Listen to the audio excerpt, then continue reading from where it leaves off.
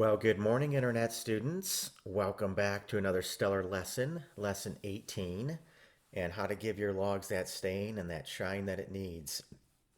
So I'm going to get right into it. I've been asked to speed up these videos, so instead of talking really fast, what I'm going to do is speed up the soundtrack, probably 10 to 20%, and see how that works. So we can talk a little faster and you can gain more information in less time. So, tools and equipment: stain, sander, paint stir sticks, buckets, paint rollers, paint brushes, caulk gun, and caulk, which is called log jam. It's going to go in between your logs. Now, if you're going to be doing chinking, which is kind of a cement paste that goes between logs, that is going to be used instead of log jam.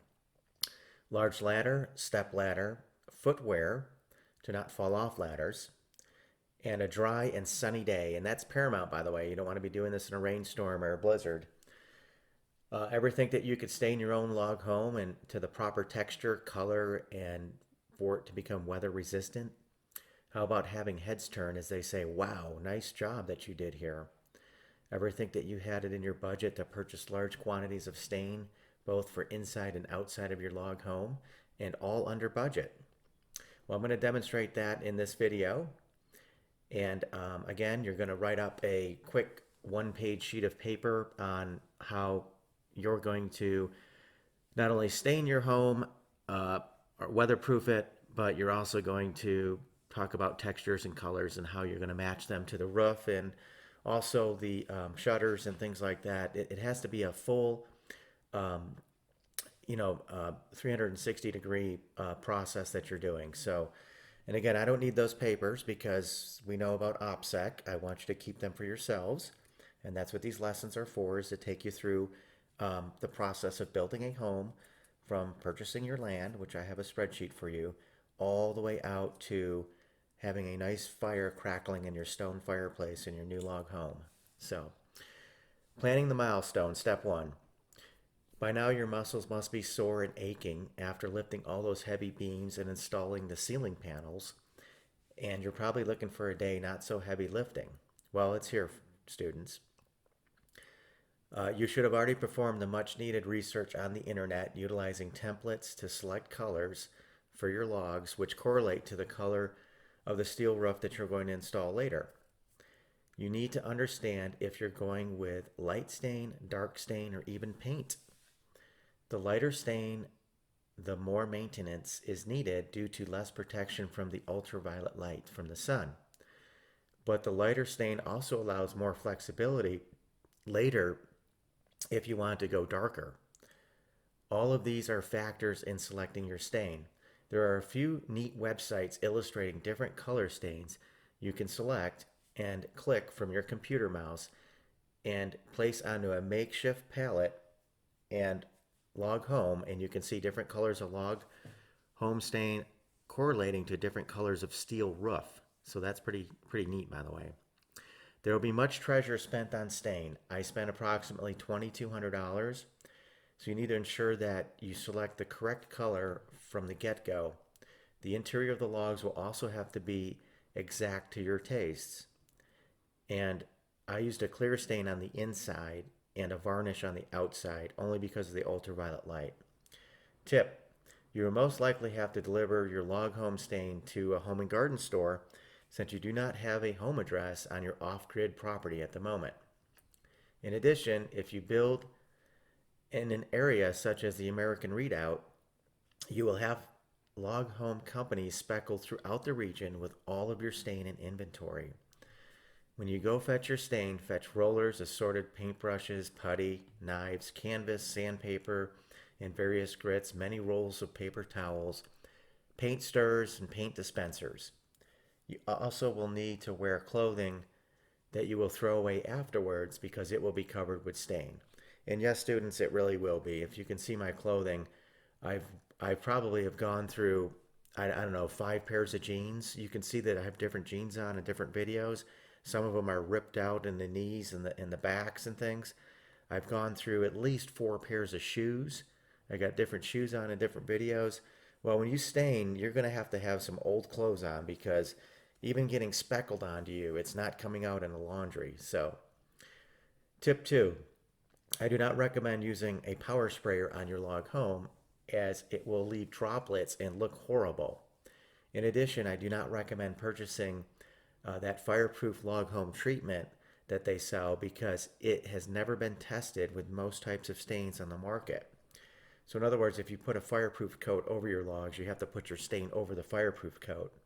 But in talking with them over the phone, at the time I talked to them, um, they said that it has never been tested with different types of stains. So I didn't want to go with that. So, and then lastly, I don't recommend utilizing the bug fly repellent powder because it leaves white residue and also looks horrible after your real stain appears.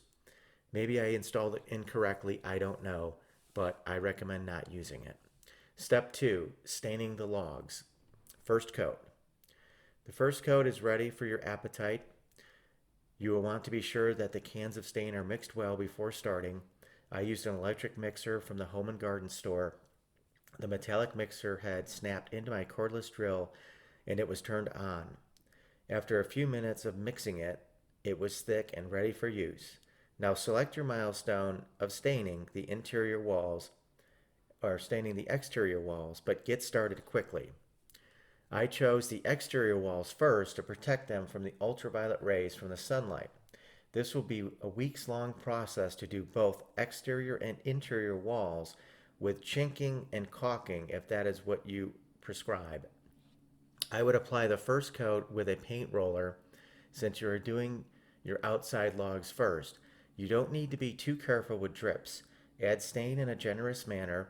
The roller goes on much faster and be sure to dose the cracks in between courses and any gaps and cracks already starting to form in the logs. So in other words, you might have cracks that form.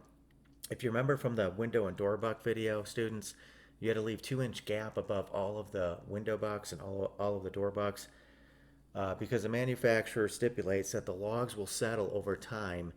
And to be honest with you, my logs have settled at full 2 inches over the years here.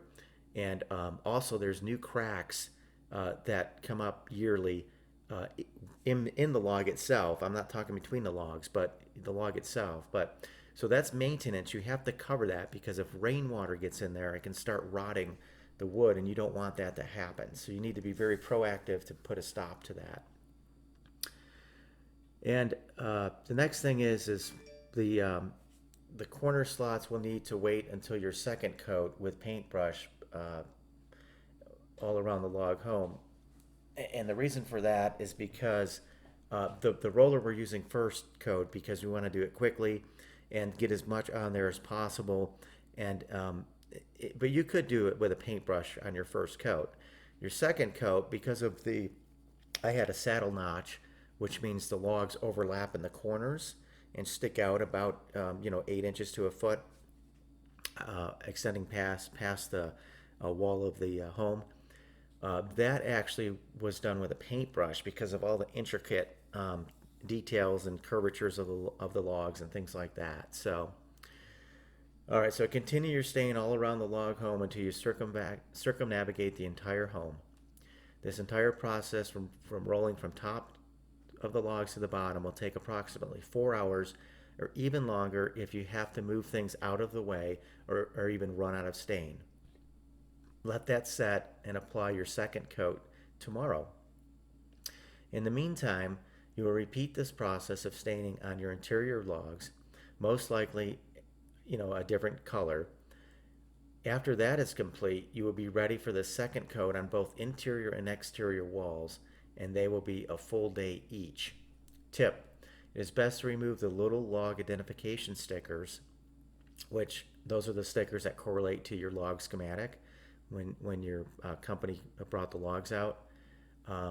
And there's a staple also with that has to be removed because there will be blotches of stain if not. So it's going to take a little bit of time, but please remove those identification stickers.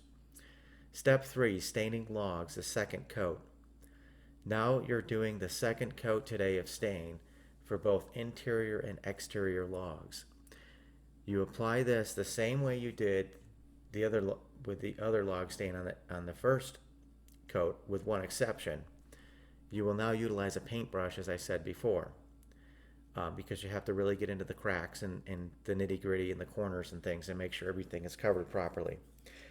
After staining, take your clean silicone epoxy out and seal around your tin coverings of your rim joist to the bottom of the logs, and also seal the bottom portion where the tin meets the ICF styrofoam walls.